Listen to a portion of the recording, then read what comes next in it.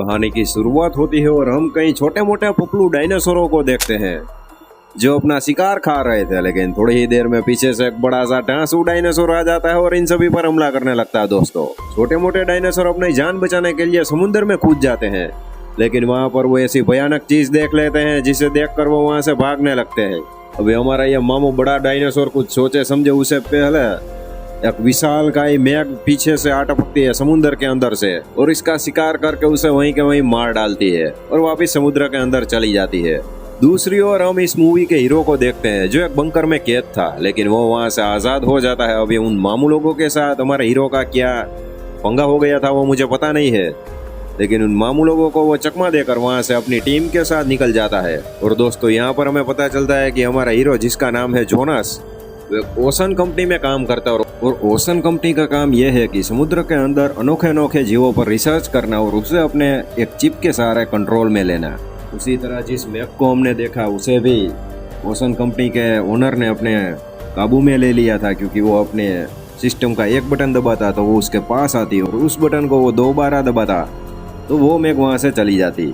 अभी एक दिन ऐसे ही रोजमर्रा की तरह ये सारे लोग और हमारा हीरो जोनस अपना काम कर रहे थे और समुद्र की गहराइयों में अनोखे अनोखे जीवों को ढूंढ रहे थे।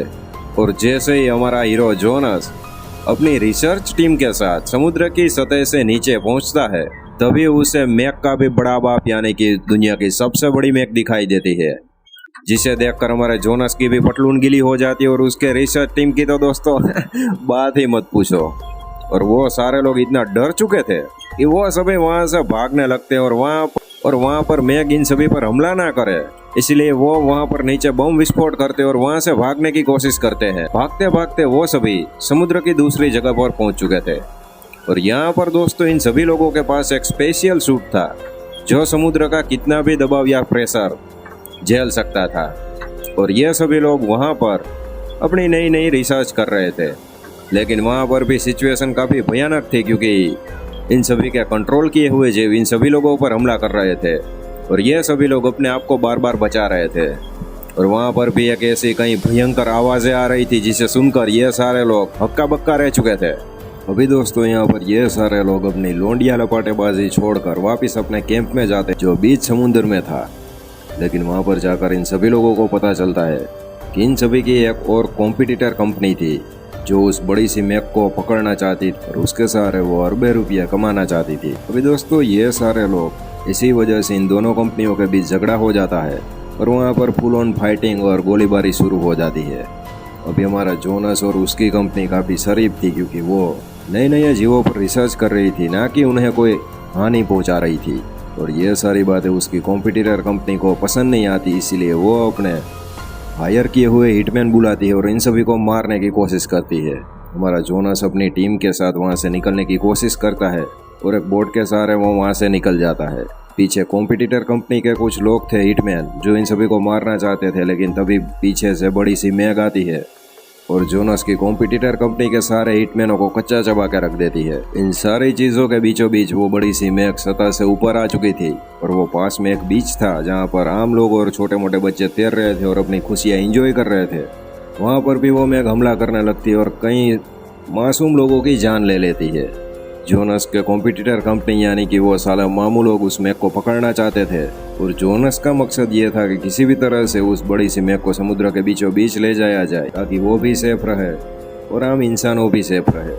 बड़ी सी मैग के पीछे पीछे एक बड़ा सा जायंट ऑक्टोपस भी समुद्र से बाहर निकल चुका था और वो भी वहाँ पर बीच में मासूम लोगों पर जानलेवा हमला करने लगा था।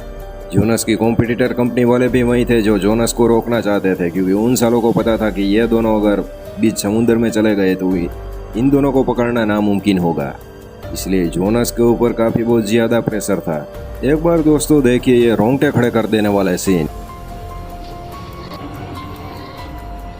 जोनस का एक एम्प्लॉय अपनी मामू बुद्धि लगाता है और शार्क को अट्रैक्ट करने वाला एक डिवाइस पानी में जाकर उस ऑक्टोपस के शरीर में लगा देता है, जिसकी वजह से वो बड़ी सी मैग ऑक्टोपस पर हमला कर देती है और उस ऑक्टोपस को वो बड़ी सी मैग वहीं के वहीं मार डालती है। अभी दोस्तों, यहाँ पर एक मुसीबत तो टल गई थी, लेकिन जोनस का एक कर्मचारी जो क्रैश हुए हेलीकॉप्टर के अंदर फंसा हुआ था वो बड़ी सी मैक उसी पर हमला करने के लिए आ रही थी। अभी जोनस की जिम्मेदारी थी कि वो अपने एम्प्लॉय को किसी भी तरह से बचा ले, इसीलिए जोनस क्या करता है वो देखिए आप। जैसा कि दोस्तों आपने देखा कि जोनस एक नुकीली चीज के जरिए उस बड़ी सी मैक पर भी वो डिवाइस इंस्टॉल कर देता है, जिसके सहारे जोनस और उसकी कंपनी वाले उस मैक को अपने कंट्रोल में कर पाए।